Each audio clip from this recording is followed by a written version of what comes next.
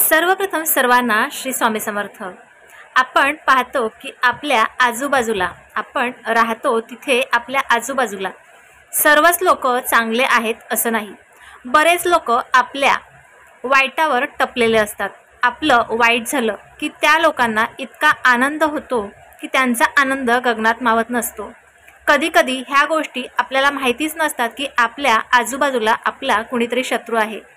आपली मुलं नेहमी कुठलाही व्यवसाय करत असतील किंवा जर शाळेत जात असतील, कॉलेजला जात असतील तर त्यांना कुठल्याही केलेल्या प्रयत्नात यश मिळत नसतो। नेहमी काही ना काहीतरी आजार कटकटी होत असतात, भांडणं होत असतात आणि समोरचे लोक मात्र आपली मजा बघत असतात। अशा लोकांसाठी आज अशा लोकांना खूप शिक्षा मिळावी यासाठी आज छानसा एक मी व्हिडिओ घेऊन आलेली आहे। हा व्हिडिओ कुठेही स्किप न करता ऐका आणि ज्यांना कुणाला हवा असेल त्यांना व्हॉट्सअपला जाऊन नक्कीच शेअर करा। आपल्या घरातली प्रगती, आपला व्यवसाय, धंदा जे पण काही आहे ते कधी स्थिर होतं आणि त्या लोकांना कधी आनंद होतो असं ते लोक नेहमी वाट पाहत असतात। अशा लोकांना आज आपण खडसावून एक शिक्षा होईल असा उपाय करूया। अशा लोकांनाच आज आपण अशी शिक्षा देऊया की ज्याने आपली प्रगती कधीही थांबणार नाही। उलट ह्या सर्व गोष्टी आपल्यापासून दूर राहणार आहेत।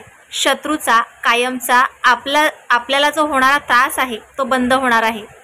शत्रू पीडा आपली दूर होणार आहे। आपल्या घराला लागलेली नजर किंवा एखाद्या शत्रूची पीडा नक्कीच दूर होणार आहे। हा व्हिडिओ एकदम छानपैकी ऐका आणि महत्त्वाचा उपाय आहे, व्यवस्थित करा। या उपायासाठी एक काळा कपडा आपल्याला लागणार आहे, एक लिंबू लागणार आहे आणि एक कोळसा लागणार आहे। ह्या तिन्ही वस्तू आपल्याला घ्यायच्या आहेत। हा उपाय आपल्याला करत असताना कुठल्याही प्रकारचा कुणालाही त्रास होणार नाही ह्याची काळजी मात्र आम्ही घेतलेली आहे।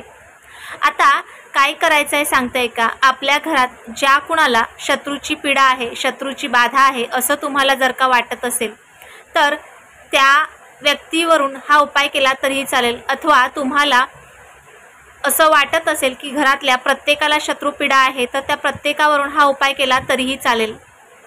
एक लिंबू घ्यायचं हातात, त्याचबरोबर तुम्हाला एखाद्या शत्रूचा आजूबाजूच्या किंवा तुमच्या रिलेटिव्हमध्ये जो कोणी असेल शत्रू त्याचं नाव माहिती असेल तर त्या नावाचा कोळशाने त्या नावाला लिंबूवर लिहायचं आहे।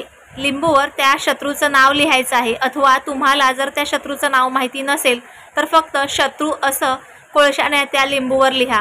लिंबूला कुठल्याही प्रकारचा डाग नको। लिंबूवर हा नाव लिहिल्याच्या नंतर हा लिंबू आपल्या उजव्या हातात घ्या।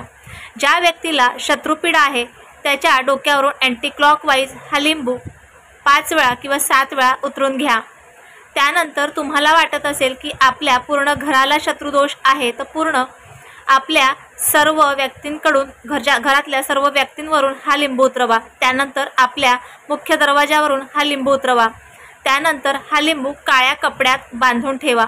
काळ्या कपड्यात व्यवस्थितपणे गाठ बांधून ठेवल्याच्या नंतर तुम्हाला हा लिंबू ज्या दिवशी तुम्ही अमावास्या किंवा पौर्णिमेच्या दिवशी हा उपाय केलेला असेल तर अमावास्याच्या दिवशी जर का तुम्ही उपाय केला असेल तर पुढच्या अमावास्येपर्यंत हा लिंबू तुम्हाला तुमच्या जवळच ठेवायचा आहे। हा लिंबू कोणी बघणार नाही, त्याला कोणी हात लावणार नाही अशा ठिकाणी ठेवा।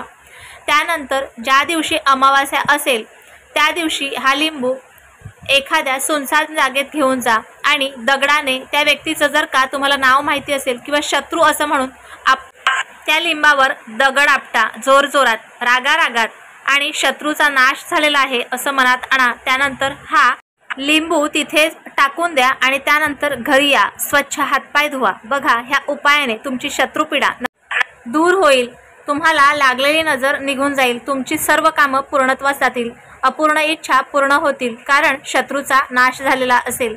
हा उपाय अमावास्या किंवा पौर्णिमा, परंतु 2-3 अमावास्या किंवा 2-3 पौर्णिमा हा उपाय तुम्हाला करायचा आहे।